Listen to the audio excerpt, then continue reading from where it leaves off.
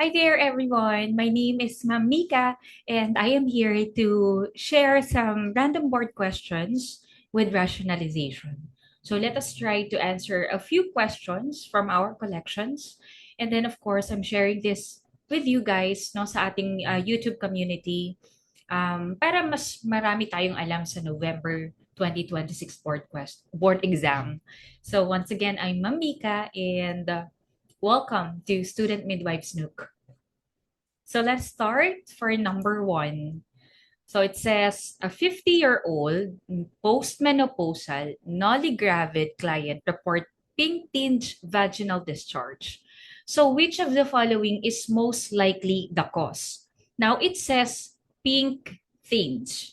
Okay, so pink daw ano. So ang pinakagagawin po natin dito is to know the choices. So meron tayong endometritis, bacterial vaginosis, trichomoniasis, and fungal infection. So if you will see, okay, if you will see, sino ba dito yung nagbibigay ng pink tinged vaginal discharge? Okay? So let us see. Kung ang isasagot natin ay fungal infection, so usually ang fungal infection, ang discharges nito ay parang cheesy, 'di ba? Parang cheesy. So not pink tinged vaginal discharge, kundi cheesy discharge. Katulad ng candidiasis, moniliasis, right? So for me, this is wrong, 'di ba?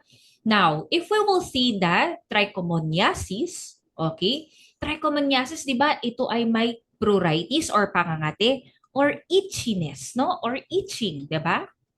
Okay? And then, frothy, bumubula-bula, frothy green discharge, not pink discharge. So therefore, alisin na natin si letter C.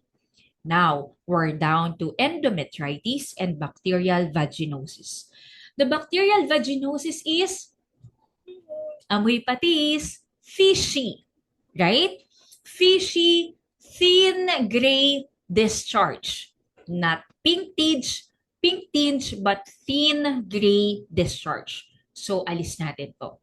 Now, the answer is letter A, endometritis. Now, they said that endometritis, bacterial vaginosis, trichomoniasis, and fungal infections are the choices na lumabas. So if ever ganito yung lumabas, okay, ang magiging sagot natin ay endometritis. Ano ang naging strategy natin? Kailangan alam natin ang konsepto ng bawat choices. 'Di ba? Dito sa Student Midwives Nook, aaralin natin yan sa ating comprehensive. Okay? So letter A is the answer here. Now, let's go to the next question. It says a client at 12 weeks gestation presents with vaginal bleeding. Uy, 12 weeks gestation, vaginal bleeding. Ang 12 weeks ay pumapalo sa first trimester. Okay? Now, on assessment, the fundal height is just above the symphysis pubis. Okay. Symphysis pubis daw po. And no fetal heart tones are detected, which is the most likely diagnosis. So, ang mga key signs natin, no fetal heart tone. Okay, no fetal heart tone. So, no fetal heart tone. Isa pa, siya ay 12 weeks age of gestation niya na, no? Pero ang kanyang fundic height ay just above the symphysis pubis. Kung natatandaan nyo sa Bartholomew's Rule, okay, kapag ang symphysis pubis ang pinag-uusapan, ito ay nasa 12. Pero may nakalagay na just above. Na kung saan pag sinabing just above, mag-a-add tayo ng plus 4. Right? So 12 plus 4, ang just above the symphysis pubis, it should be 16 AOG na dapat. Okay? So tatandaan natin, sa question ang nakalagay, ang fundic height daw ay just above the symphysis pubis. Okay? Just above the symphysis pubis. Okay? Now, let us see. Ang sabi, wala na daw heart tone. Okay? The choices are missed abortion, hydatidiform mole, threatened abortion, and ectopic pregnancy. Okay. Now, Sabi, no fetal heart tone. So, ang missed abortion, yan ay walang heart tone na talaga. So, hindi natin yan aalisin. Hydatidiform mole, no heart tone. Threatened abortion, may heart tone yan. So, alis ang letter C. Ectopic pregnancy, there could be a heart tone. Okay, there could be. However, usually, nadedetect yung heart tone ay saan? Sa fallopian tube, outside the uterus. Because ectopic pregnancy is pregnancy outside the utero. Okay? Now, tingnan natin. Ang sabi, 12 weeks age of gestation na daw si nanay. Pero, mataas daw. Mataas daw ang sukat ng fundic height. Kasi kung 12 weeks age of gestation si nanay, kailangan nasa level of symphysis pubis lang yan. Eh, ang sabi, just above the symphysis pubis. So, medyo malaki yung tiyan ni nanay. So, eto na. Aalisin na natin ang missed abortion. Bakit? Dahil ang missed abortion usually ay mababa na or hindi na ganong kataas yung kanyang sukat ng tiyan. Mababa na kaysa sa age of gestation. Okay? So, missed abortion, tanggal na natin yan. Ang ectopic pregnancy, usually, hindi po yan aabot ng just above the symphysis pubis. Okay? So, tanggal na natin sa ectopic pregnancy. Hydatidiform mole ang answer natin kung tayo ay mag-e-elimination. However, dito sa student midwives nook, aaralin natin lahat ng konteksto, di ba? So, kapag umabot ka sa pag-aaral na yun, okay, sa study natin na yun, sa review natin na yun, tatatak sa utak natin, okay, sa ating coconut shell, na kapag nakakita ka ng mataas ang sukat ng fundic height versus age of gestation, suspect hydatidiform mole. Because that is a classical sign, one of the classical sign of hydatidiform mole. Okay? Yun yung secret. Okay? But, dito sa SMN, sa Student Midwives Nook, we don't rely on shortcuts. We don't rely on secrets. We rely theoretically, okay? And we think analytical thinking, critical thinking. So, hindi tayo pwedeng shortcut dito na pag nakakita tayo ng ganito, ito agad ang sagot. No. Okay? We must analyze everything ng mabilisan. Okay? So, ma-achieve natin yan dito. Okay, so once again, the answer here is letter B. So next question. A midwife is reviewing routine laboratory tests. Okay. So pag routine, palagian, nakasanayan, kinasanayan na. Okay? Ito ay routine sistema. Kasama sa sistema. Now, routine laboratory test for a client in the first trimester of pregnancy. So which of the following is not routinely performed? So, ang keywords dito ay routine laboratory test and first trimester of pregnancy. Okay. Now, ang tanong lang, ano daw yung hindi routinely performed during first trimester of pregnancy? So, let us analyze the question. ABO blood typing, urinalysis, complete blood count, and urine culture. So, kapag first trimester, lalong-lalo na kapag first visit ni nanay, no? Kailangan meron tayong tinatawag na baseline. Pamantayan, no? Pamantayan sa lahat ng visit ni nanay, sa lahat ng future visits niya. Okay? For example, sa first visit niya, mataas ang kanyang infection. Na-resolve nyo ni OB. So, paano mare-resolve yan? Paano malalaman kung okay na? Magre-repeat na naman ng another urinalysis. Okay? Diba? Or CBC. And then, ibabase nyo yun doon sa ating previous laboratory tests.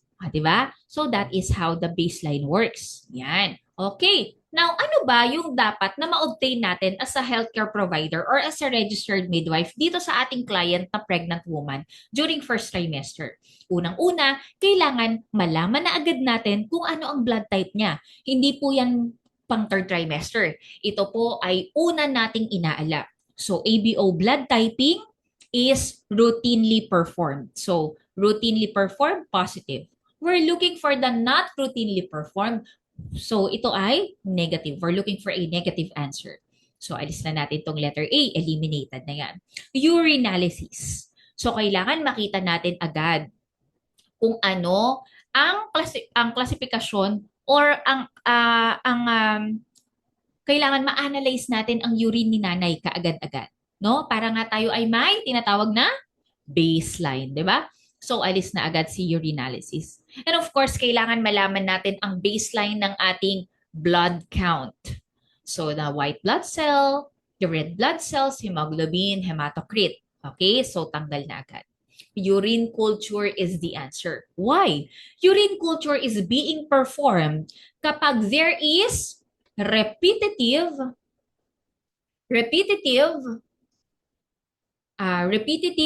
urine infections. Kapag may repetitive urine infections, sinasabi talaga ni OB na okay, you're bound to be tested for urine culture.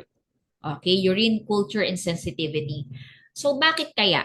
So para malaman kung ano yung microorganism na nagkakos ng infection. So para mas matukoy kung ano namang antibiotic ang ipanglalaban sa specific microorganism in that present infection. Okay? So there you go. All right. So number 4.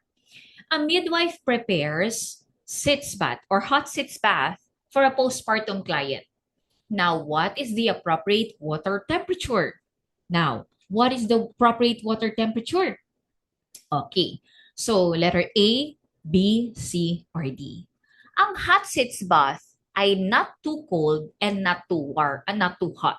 Okay? Not too cold and not too hot. Okay? Ayan. So, ang sitz bath, mga ma'am and sir, it promotes circulation. Okay? So, alamin muna natin. Ano ba itong sitz bath? It should be warm. Okay? It should be warm but not too hot. Okay? Lagay natin dito. Not too hot. Okay. Ang sitz bath, ano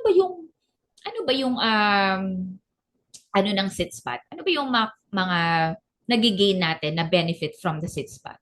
So it promotes circulation. All right. Now, it also reduces pain and swelling. Okay, pain and swelling. And of course, it enhances the healing of perineal tissues. Yan. Okay. Now, ano daw ba ang temperature natin? Ano ba yung right temperature? So, ito yung hot sitz bath temperature. Paulit-ulit yung lumalabas sa board exam. Bakit kaya? It's because as a registered midwife, no, kailangan alam natin ito. Okay? So, tatandaan nyo ha, if you are doing a hot therapy, okay, or hot application therapy for a client, you must always obtain a doctor's order. Okay? Now, let's move back to our question. So, ano ang ating sagot? 25 to 28 is too cold. Okay, too cold yan. Yan. Now, ang 30 to 37, ito ay lukewarm. Lukewarm yan, no? So, this is less effective. Yan. Now, 45 and 48 naman, this is too hot.